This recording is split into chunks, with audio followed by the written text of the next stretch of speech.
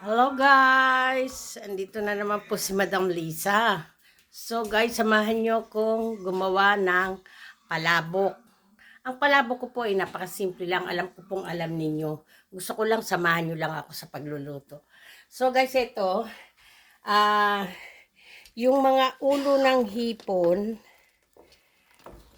yung pag bumibili ako ng mga hipon, hindi ko tinatapon yung mga ulo, nilalagay ko siya sa freezer. Kasi nga, siya yung ginagawa kong sauce ng palabok.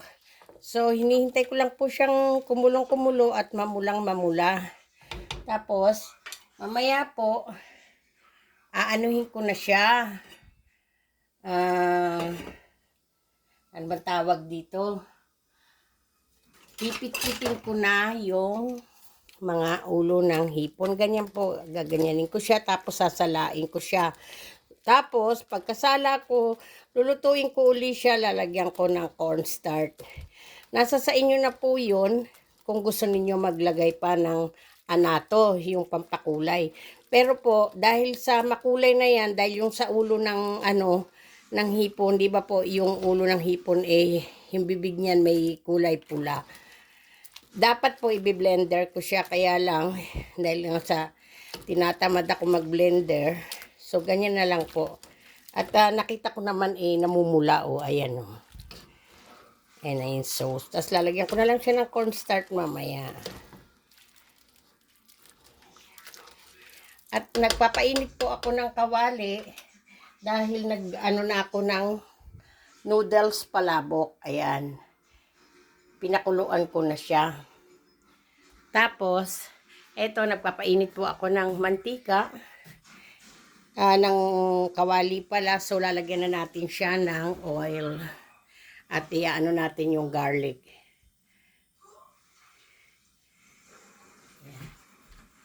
So, guys, eto. As usual, olive oil ang nilalagay ko. Minsan lang ako dito magluto ng, ng oil. Na vegetable oil.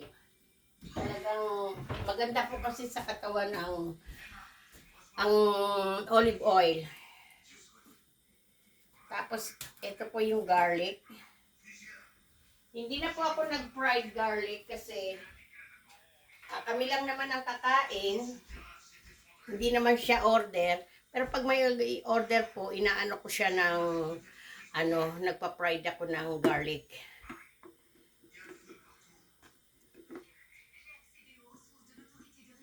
Yan, lagyan na natin ang garlic. Kasi po, lulutuin ko yung pork.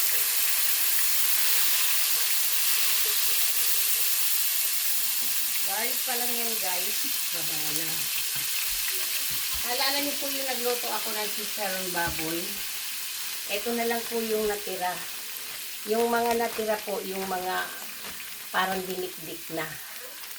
Dahil pag gumagawa ko dito ng chicharon, may mga daga na dumaraan. Dagang malalaki. Ayan po ang natira ng chicharon baboy. Meron din po akong tinapa, kaya lang hindi ako maglalagay ng tinapa. So, ang garlic po, ang daling matutong. Ayan po, tutong na So, ilalagay ko na po itong pork. Hindi po ako naglalagay ng sibuyas sa palabok. Yung iba po naglalagay ng sibuyas, pero ako po hindi. Kasi, ang nalalaman ko po kasing palabok, hindi naglalagay ng sibuyas. Yung green onion lang, yung sa ibabaw, saka garlic. Ayan. Tuloy po natin itong pork.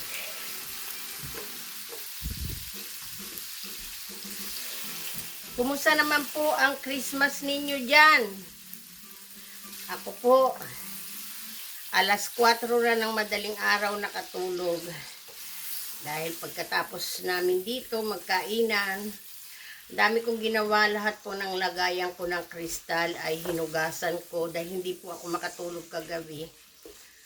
So, naisip ko na lang dahil yung kinuha namin na mga baso na kristal, maraming alikabok. Kasi nung summer, syempre open yung mga windows namin. May mga pumapasok na mga alikabok. So, hindi ko kagad siya nakita. Hindi ko siya na napuna lang siya ng asawa ko kagabi na dami raw alikabok. Kaya yung mga ginamit namin, hinugasan pa. May shrimp din po ako dito. Tinanggal ko yung mga ulo niya. At biniyak ko po siya kasi yung black niya, tinanggal ko. Tapos may green onion. Hinihintay ko lang po na kumulo pa yung sauce at sasalain ko siya mamaya. So, ipakita ko po sa inyo yung nilinis ko kagabing mga crystal. Ayan po, naglinis ako kagabi, madaling araw pala. Nilinis ko po pati yung dun sa mga gilid ko. Naglinis din po ako.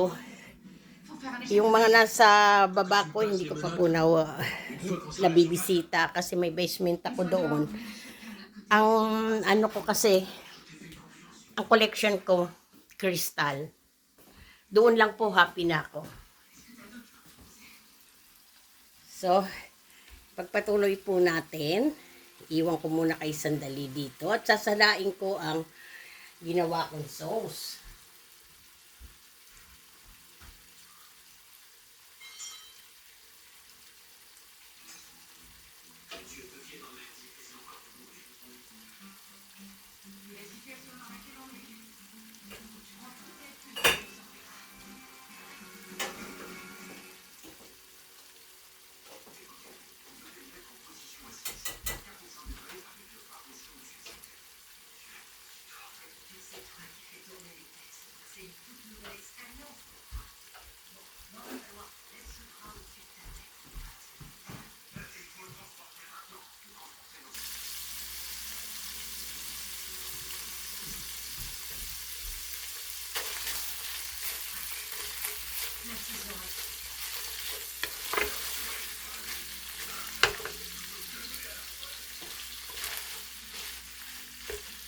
Ito po ay ground pork. Siguro po mga kalahating kilo lang ito.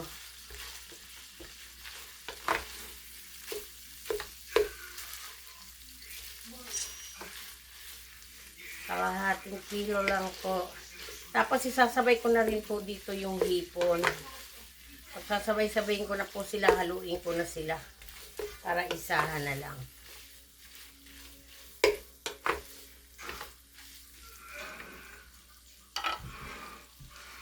Ayan po yung hipon. 3 beses ko po siya hinugasan. Kasi po, takot ako sa langsa. Ay. So, takpan mo po muna natin siya. At yung sinala ko po na sauce, tignan po natin kung okay siya. Yung dog ko nagbabantay na po. Ayan. Ito po yung mga hipon na inalis ko. At ito na po yung sauce.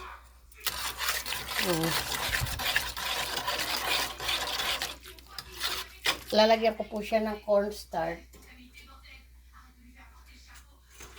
Kuha lang ako ng kutsara na panghalo ng cornstarch. Mahirap po talaga pagka walang humahawak ng camera. Pag mag-isa ka lang.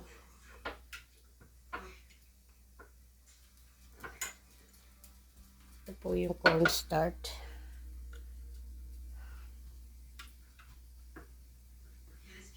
Hindi ko po mahalo. Sandali lang. Sandali lang po.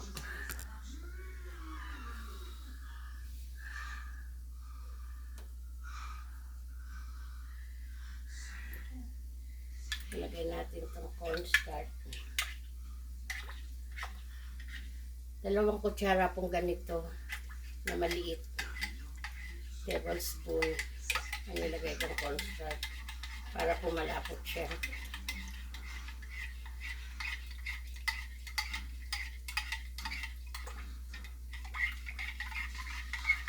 Hindi ko po lahat ubusin itong sauce ko. Yung matitira po ilalagay ko yan sa frigidaire. Kasi konti lang po yung noodles na niluto ko. Pang sa amin lang mag-asawa. So kung may matirang sauce tapos gusto pa namin uling kumain. So, magluto ulit ako ng noodles. O kaya kung may kaibigan ako pupunta dito. Shout out nga pala kay Madam, kay Negra. Nag-iisang, nakalimutan ko po yung name niya, pero shout out sa kanya.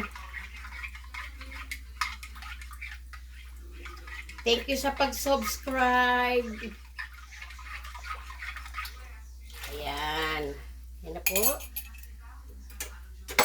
At shout out kay Ka-Business. Hello, Ka-Business. Ka-Business Official. Shout out. At kay Aime Vanderlepe at Pelcan sa Montreal.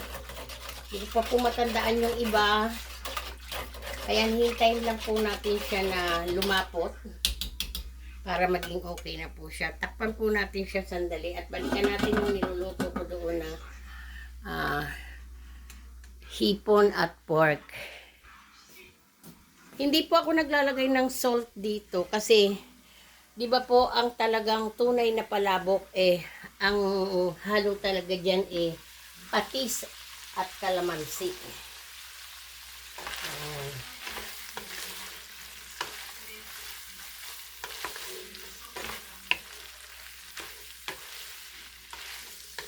Huwag niyo pong hahayaan sobrang maluto ang hipon ninyo kasi pag pinayaan niyo pong inluto-luto, makunat po siya, saka hindi lang po yun lumiliit.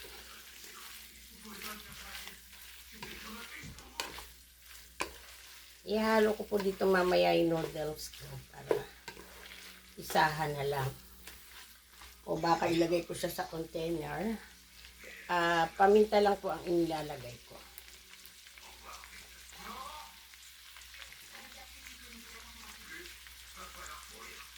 Bubuksan ko lang po yung itlog. Pampaganda.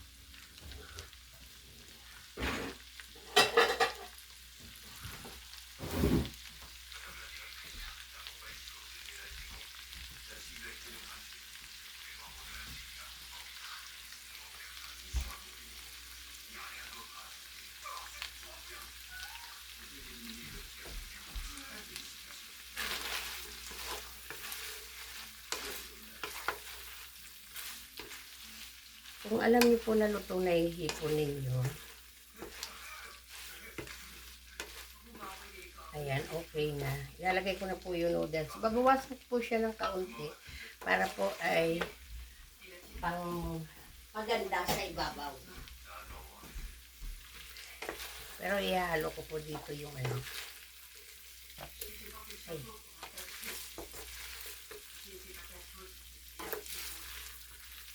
At ang shrimp, paalisin ko po yung shrimp kasi ayoko nga ng sobrang luto siya kasi kumukunat. Pwede ko po siyang ilagay na lang sa ibabaw.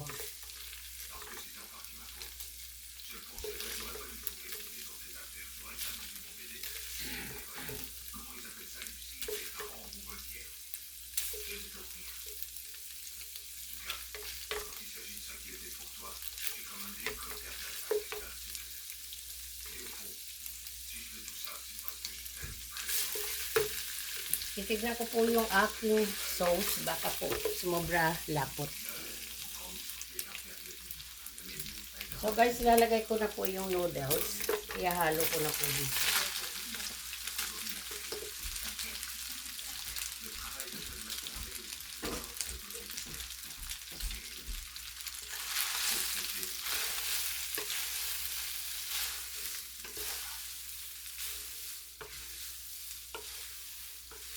Tapos lalagyan ko po siya ng konting sauce. para may kulay na siya. Sabi ko nga po sa inyo, hindi ako naglalagay dito ng salt kasi ang partner talaga nito ay patis at kalamansi.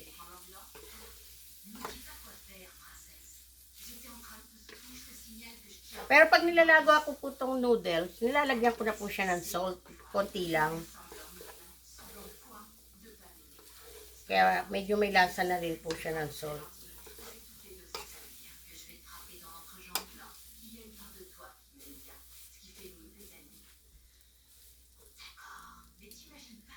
Naku uli yung sauce ng palabok.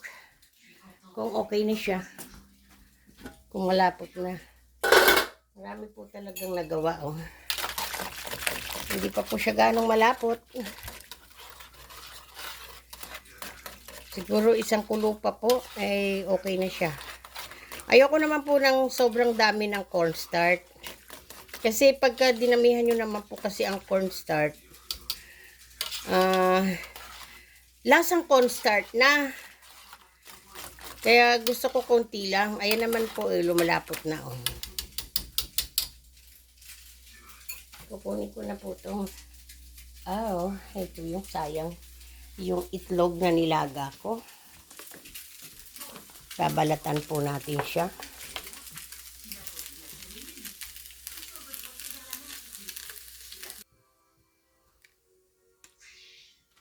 Ayan na. Kukuha na po tayo ng konting sauce. Ayan na. Okay na po siya. Malapot na siya. Kuha po tayo ng kaunti para ihalo natin doon sa palabok.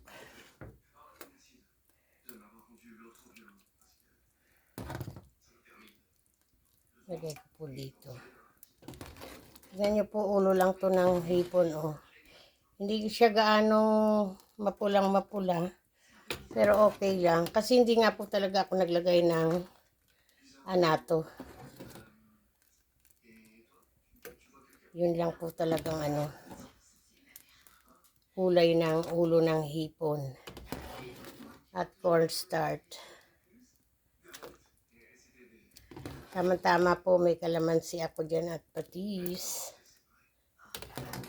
Wala naman po kasing ibang kumakain nito dito, kundi kami lang ng asawa ko. Ang asawa ko po ay puti, pero hindi po siya maarte sa mga Filipino foods. Wag lang po ang dinuguan. Kahit po pinakbit, kumakain yan. Ayan. So, maglalagay po tayo dito. Itlog ko po na. Hahaluin natin dito konti.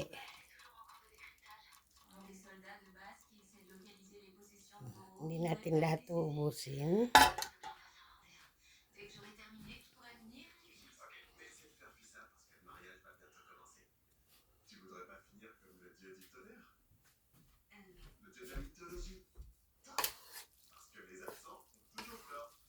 Bango.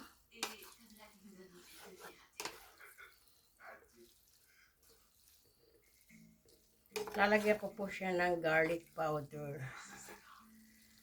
Inisa ko naman po siya sa garlic, pero mas masarap po pagka may garlic powder.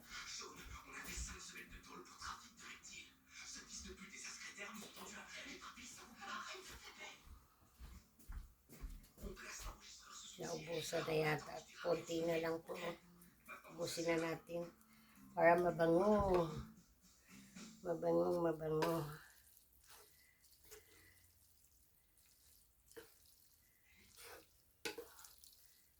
Yan na po ang aking simpleng palabok.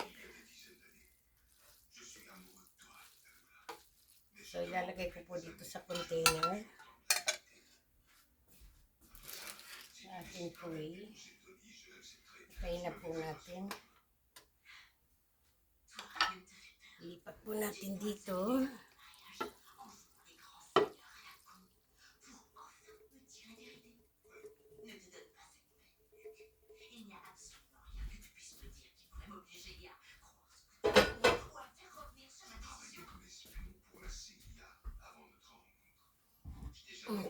Ibabaw natin siya dito. Ayan na. Ang aking palabok. So, ilagay natin dito sa ibabaw ang ginawa kong ground pork at shrimp. Ayan na guys.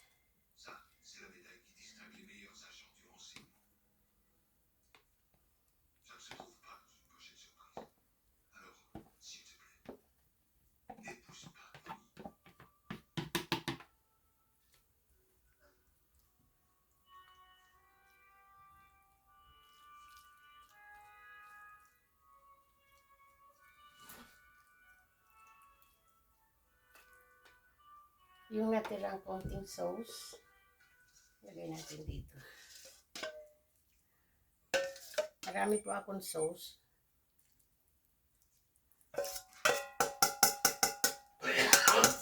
Kung kakain kami, i-ano uli.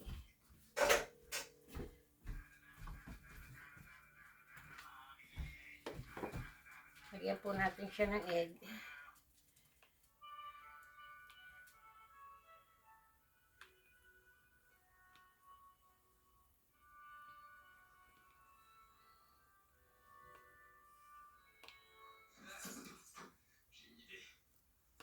Kung maputol po ang video, okay lang kasi tapos na rin po ako. Merry Christmas po. Merry Christmas kasi hindi ko pa naaalis yung mga ibang videos ko. Kaya baka maputol. Alam niyo naman po pag cellphone lang yung ginagamit. Ayan. So ilagay po natin sa ibabaw ang onion green. Ayan na po. At maglagay din po tayo ng yung natirang chicharong baboy. Ayan. Di ba po? Palabok na.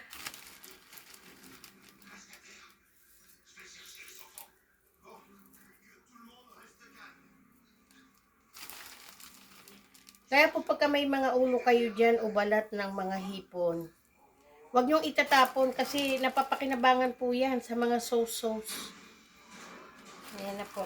Okay.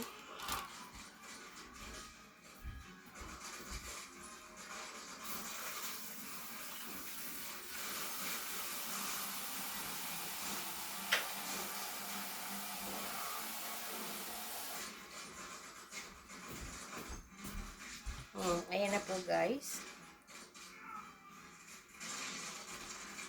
Tapos na po ang aking palabok.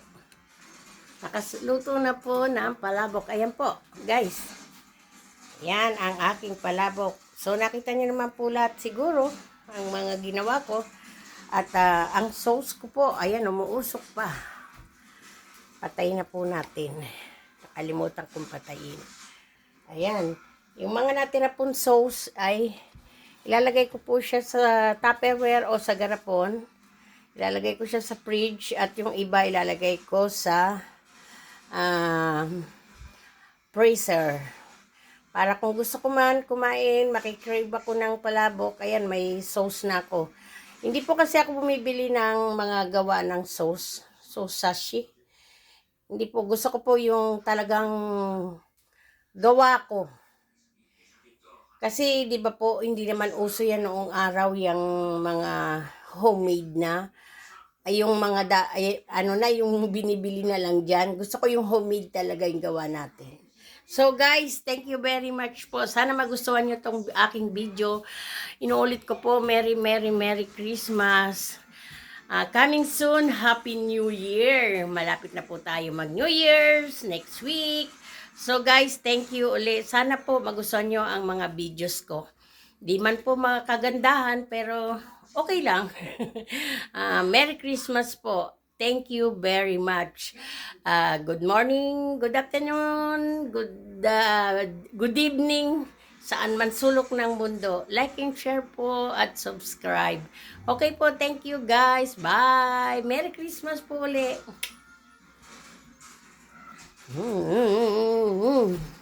Hindi pa ako nagugutom pero mamaya-maya kakain ako. Sige guys, thank you.